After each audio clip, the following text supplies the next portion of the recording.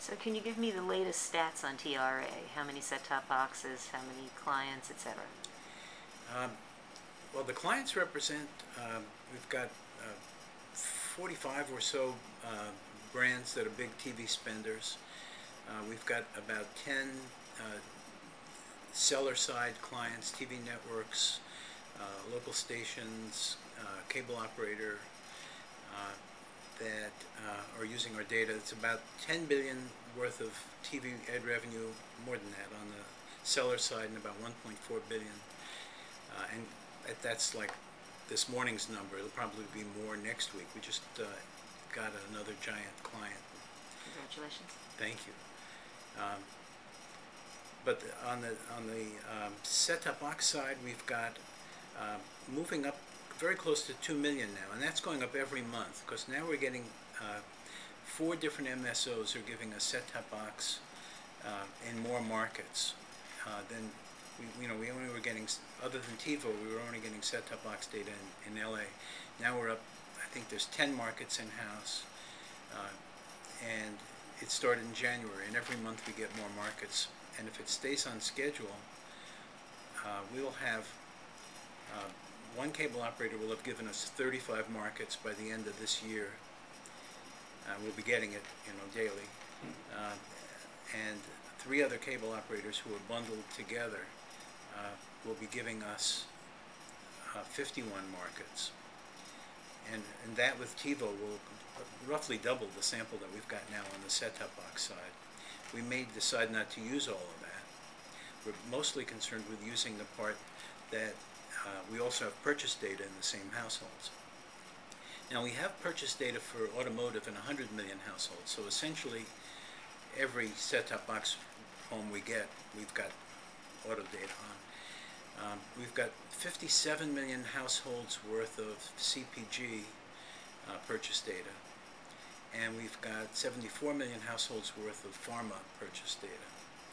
So when you then net the set-top box data with the CPG, it's just under 400,000 homes where we've got both. And on the pharma side, it's more than 620,000. It was 620,000 before we did the last refresh, so it's going to be higher than that, but I don't know the exact number. How is the set-top box data that you currently receive nationally distributed? Is it representative of all DMAs? Well, it covers, right now, there's decent sample sizes in about 91 markets, and of those, we're actually reporting 77 in the system. The smaller markets, we're not really covering that well. I mean, down around 210, those kind of markets. We're covering about 90% of the media dollars in the 77 markets that we report. As these cable operators roll out, the biggest improvements will probably be in the D-county size markets. However, what we found is that when we lay our demographics and our geographics against the population, that other than the deficit in D-counties, we're lining up very, very well.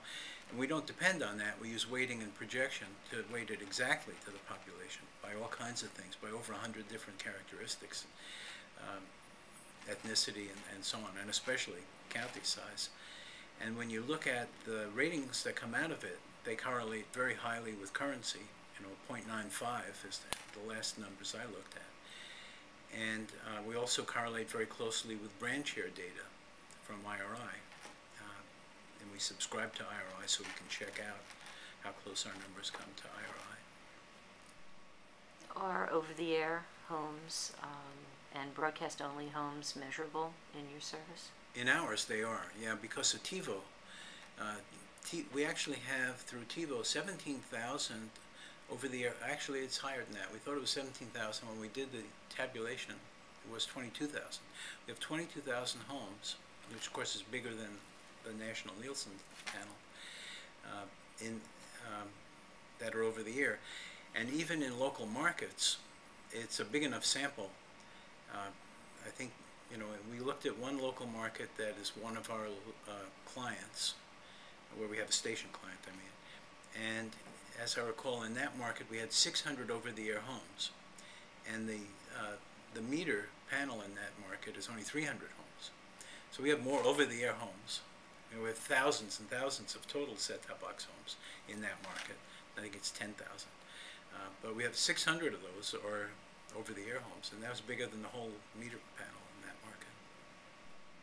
So, Bill, it seems like TRA might even be a rating service as much as it is an addressable advertising ROI tool.